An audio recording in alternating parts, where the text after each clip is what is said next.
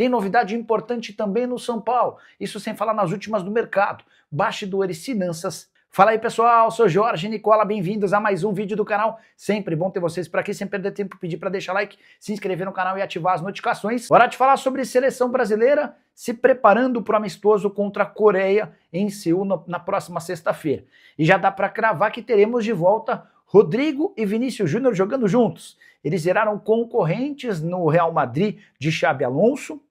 Ou joga o Vinícius Júnior ou joga o Rodrigo. Com o Carlo Ancelotti a coisa na seleção brasileira é diferente, já dá para cravar que a dupla estará junto no ataque. No treino dessa quarta-feira, eles tiveram a companhia de Estevão e Matheus Cunha, mas ainda não dá para cravar que esse será o quarteto ofensivo. O que o Carlo Ancelotti já deixou vazar é que Vini e Rodrigo estarão como titulares da seleção brasileira para esse primeiro amistoso, data FIFA que ainda comporta mais um jogo do Brasil contra o Japão.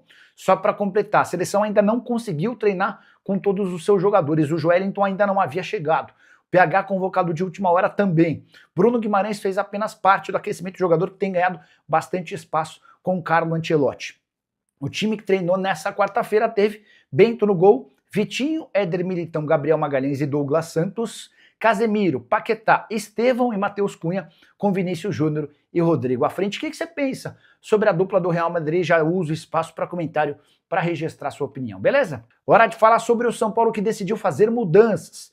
Presidente Júlio Casares, muito criticado por torcedores e organizadas, promete um São Paulo mais transparente. A partir de agora, o São Paulo assegura que vai divulgar as vendas, os valores de todas as vendas de atletas que acabarem por ser comercializados. Além disso, o Tricolor também promete emitir relatórios financeiros entre 45 e 60 dias. Passou no máximo 2 meses e o torcedor vai ter direito a esse relatório financeiro. São Paulo também vai abrir pelo menos um treino por semana, para que a imprensa, os jornalistas tenham acesso ao que está sendo feito no CT da Barra Funda. Para completar, publicação de boletins médicos semanais, além de uma entrevista coletiva de um dirigente importante, por exemplo, do Júlio Casares ou do Carlos Belmonte por mês, para esclarecer todos os temas e acontecimentos do Tricolor do período de 30 dias. O que você pensa sobre essa transparência, sobre o pedido da torcida sendo atendido pelo presidente Júlio Casares? Já uso o espaço para comentário e registra a sua opinião, beleza? Fala, Nicola, sobre o jogo do São Paulo e do Palmeiras, mesmo com os erros da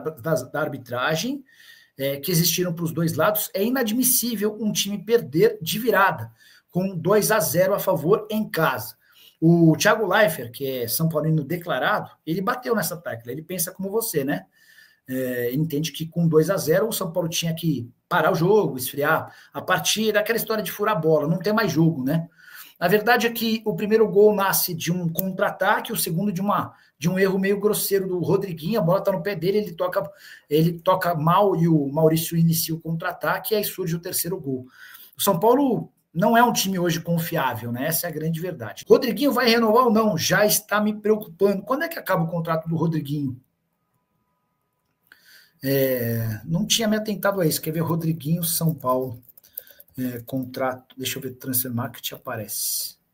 Cara, ele falhou muito feio no segundo gol do Palmeiras, mas ele até conseguiu algumas boas jogadas. No lance do não pênalti marcado no Alan, no Tapia, vocês vão lembrar que a bola sobra para ele, ele bate cruzado, ela passa bem perto ao gol. Ó, Juliano Bertolucci é o representante, contrato até 31 de dezembro de 26. Tá? Deixa eu ver se alguém do Bertolucci me...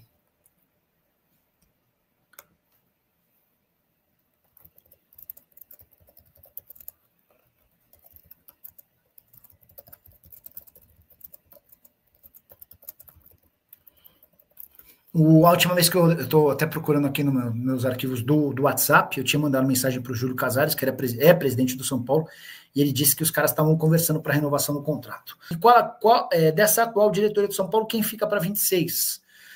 Se tivermos saídas e mexidas, essas mexidas devem estar relacionadas a Carlos Belmonte e Rui Costa, tá? O que tem de verdade sobre o investidor no São Paulo? Vai ter negócio? Renatão, vamos lá. Coisa de uns 10 dias atrás, o Diego Fernandes, que é um empresário que se tornou conhecido por ter intermediado o acordo entre Ancelotti e CBF, ele começou a divulgar, através de jornalistas, a intenção dele em investir no São Paulo. não com o dinheiro dele, até porque ele não tem dinheiro para isso, mas se juntando a caras com grana. E nessa segunda-feira ele deixou vazar através da CNN que ele já encontrou um banco disposto a colocar grana no São Paulo. Hoje, a possibilidade desse negócio acontecer é zero. O São Paulo não bota fé nas promessas do Diego Fernandes e não tem interesse em buscar investidor, até porque para investir haveria necessidade de uma mudança no Estatuto do São Paulo. O São Paulo não pode virar uma SAF. Hoje, o trabalho do São Paulo é para que o FIDIC continue garantindo dinheiro e ajudando no pagamento das dívidas bancárias e para que o fundo de Cotia também saia do papel. Para que esse fundo de Cotia, que pode captar até 350 milhões de reais, se torne uma realidade, há a necessidade de aprovação no Conselho Deliberativo. A primeira aprovação já foi conquistada, conseguida lá no Conselho de Administração do Tricolor, tá bom? Ó, o Rubinho eu já li, o Renato Dolce também. Espera aí. Vamos lá. Reinaldo Dolce. O Jadson Nascimento. Nicola, alguma novidade do São Paulo? Hoje o Júlio Casares resolveu atender a um dos pedidos da organizada, né? Vocês vão lembrar que no manifesto da semana passada, a Independente fez uma série de cobranças, entre elas a necessidade de mais transparência. E o Júlio Casares deixou vazar hoje que o São Paulo será bem mais transparente. Deixa eu até elencar os itens desse movimento feito pelo São Paulo. Quer ver? Ó? A partir de agora, o São Paulo vai divulgar todos os valores de vendas de atletas, o que já deveria ser algo natural, né?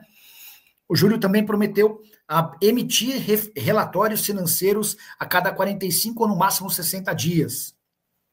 São Paulo também vai abrir um dia de treino para a imprensa por semana, algo mais do que necessário.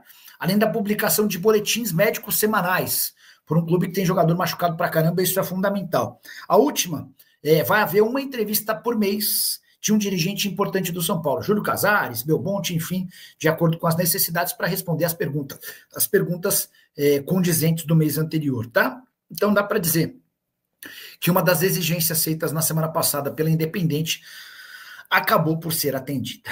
O Tomás Silva, o William Gomes está jogando muito bem no Porto. Qual o percentual que o São Paulo manteve dele? Acho que vai valer mais do que as vendas do nosso presidente.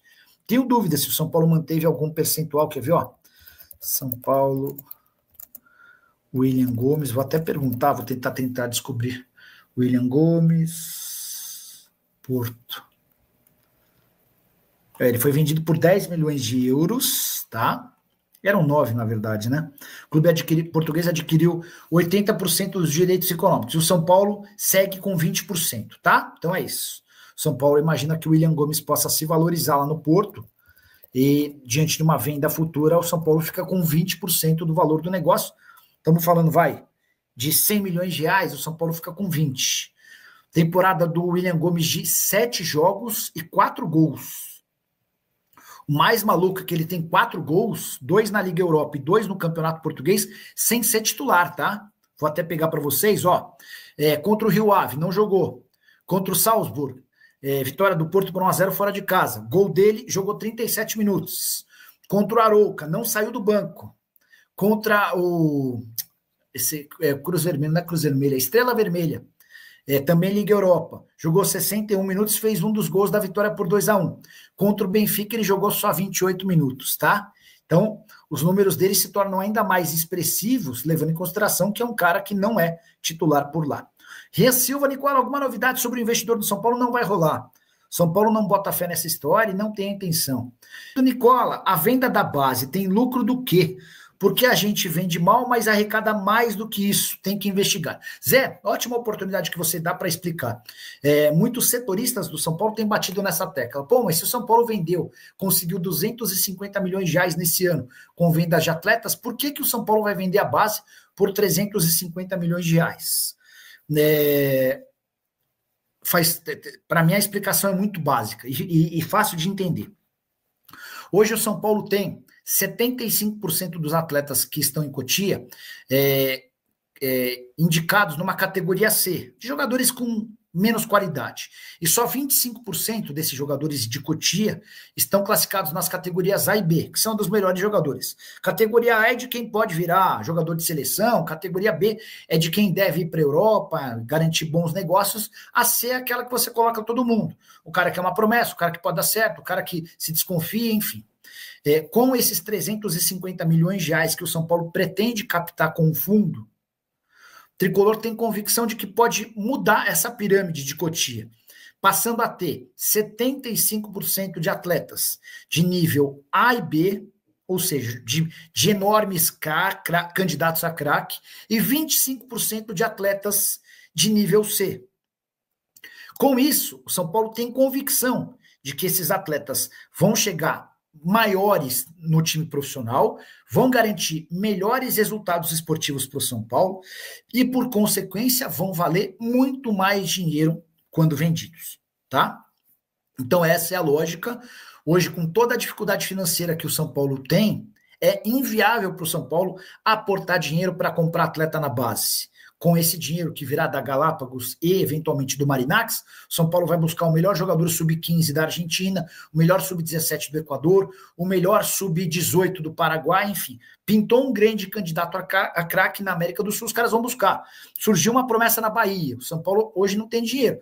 Com esse fundo vai ter dinheiro, tá bom? O Evangelos Marinax não tinha assinado, ele assinou um acordo de cavalheiros, né? Não é de cavalheiros, não.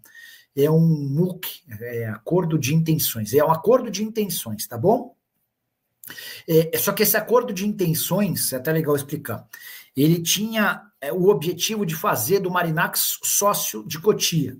Ele ia ficar com 30% das ações de Cotia. O São Paulo desistiu desse acordo, por entender que certamente o Conselho Deliberativo do São Paulo não aprovaria essa espécie de SAF na base.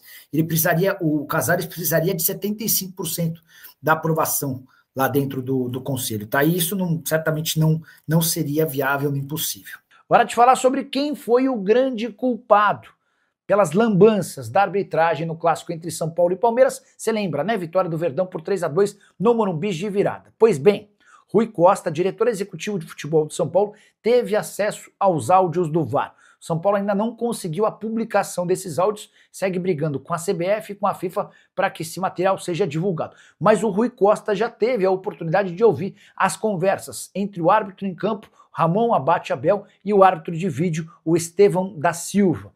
E o Rui fez chegar aos ouvidos dos dirigentes do São Paulo a informação de que no pênalti cometido pelo Alan em cima do Tapia, a grande responsabilidade pelo erro na não marcação do pênalti foi do Ramon Abate Abel. Segundo o Rui, o Wilbert Estevão da Silva comunicou ao árbitro em campo: olha, vemos aqui um pênalti, o Alan derruba o Tapia e a gente sugere que você venha assistir ao lance aqui na cabine. Ramon Abate Abel disse não. Estou convencido de que não há motivo para marcação e ele deixou que a partida prosseguisse. Esse lance foi capital, porque permitiria ao São Paulo fazer 3-0, o que dificilmente aceitaria uma reviravolta como a que aconteceu. Lances, por exemplo, como o da expulsão do Andrés Pereira e do primeiro gol do Palmeiras, também foram alvo de reclamações dos dirigentes do São Paulo. Mandei mensagem para o Rui Costa e assim que tiver mais algum bastidor sobre esse áudio, conto para vocês. Só para completar, registrar também que no fim da partida, já nos vestiários, indo para os vestiários do Morumbi, jogadores do São Paulo foram reclamar com a equipe de arbitragem e um dos árbitros, que não foi identificado, chegou a ironizar as reclamações dos jogadores do São Paulo, afirmando: pô, vocês tomaram 3 gols no segundo tempo e a culpa é nossa?